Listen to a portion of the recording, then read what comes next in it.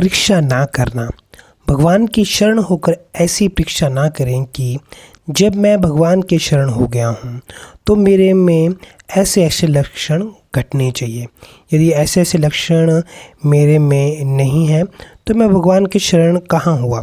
प्रत्युत अद्वेष्टा आदि गुणों की अपने में कमी दिखे तो आश्चर्य करें कि मेरे में ये कमी कैसे रह गई। ऐसा भाव आते ही ये कमी नहीं रहेगी, मिट जाएगी। कारण कि वह है उसका प्रत्यक्ष अनुभव है कि पहले अद्वेष्टा आदि गुण जितने कम थे उतने कम अब नहीं हैं। शरणागत होने पर भक्तों के जितने भी लक्षण हैं वे सब बिना प्रयत्न किए आते हैं। विपरीत धारणा ना करना।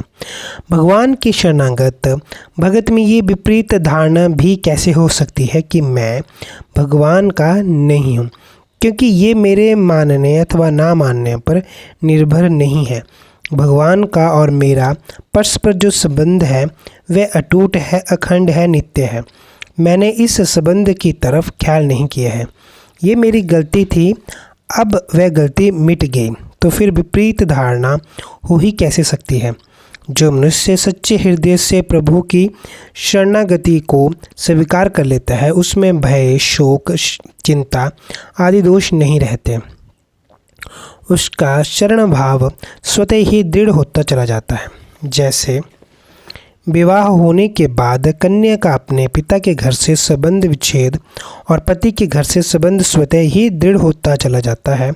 वह संबंध यहाँ तक दृढ़ हो जाता है कि जब वह कन्या दादी परदादी बन जाती है तब उसको स्वप्न में भी ये भाव नहीं आता कि मैं यहाँ की नहीं हूँ। उसके मन में ये भाव दृढ़ हो जाता है कि मैं तो यहाँ की ही हूँ और ये सब मेरे ही हैं। जब उसके पौत्र की स्त्री आती है और घर में उतंडता करती है, खटपट मचाती है, तो वह दादी कहती है कि इस प्राई जाई छोकरी ने मेरे घर बिगाड़ दिया।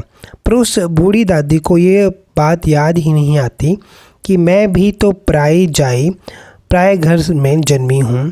तात्पर्य ये हुआ कि जब बनावटी संबंध में भी इतनी दृढ़ता हो सकती है तब भगवान के ही अंश इस प्राणी का भगवान के साथ जो नित्य संबंध है वह दृढ़ हो जाए, इसमें आश्चर्य ही क्या है।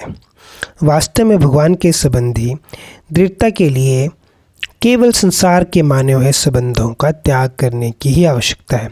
सच्चे हृदय से प्रभु के चरणों की शरण होने पर उस शरणागत भगत में यदि किसी भाव